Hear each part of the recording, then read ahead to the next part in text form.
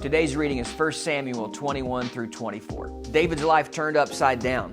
The dream of ruling as Israel's king was fading into a nightmare as Saul hunted him relentlessly. Spies tracked his every step, reporting back to a jealous king. Fleeing for his life, David found shelter in the cave of Adullam. Yes, that's right, a cave.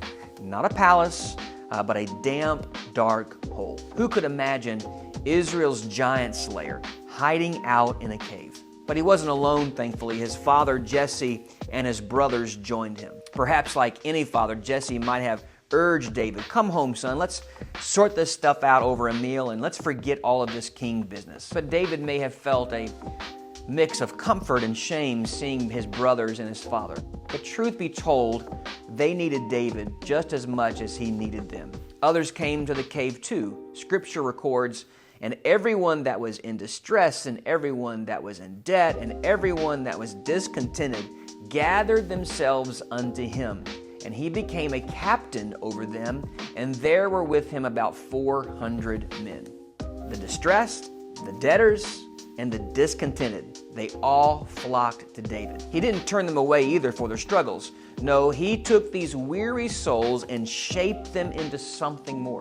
Some even rose to become mighty warriors, their names carved later on in honor. From a cave of outcasts, David built an army. Think of David's greater son, Jesus Christ.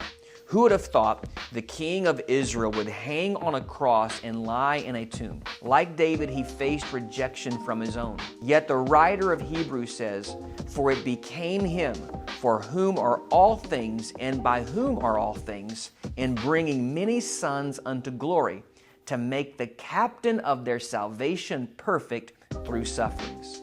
David emerged from that cave with a band of followers.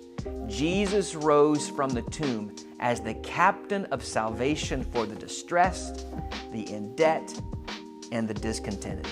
David's cave and Christ's empty tomb tell the same story. God meets us in the low places. You may feel like an outcast, weighed down by debt or despair, but the Son of David calls you. He doesn't turn away the broken. He makes them his own. Will you make Jesus, the captain of our salvation, your king today?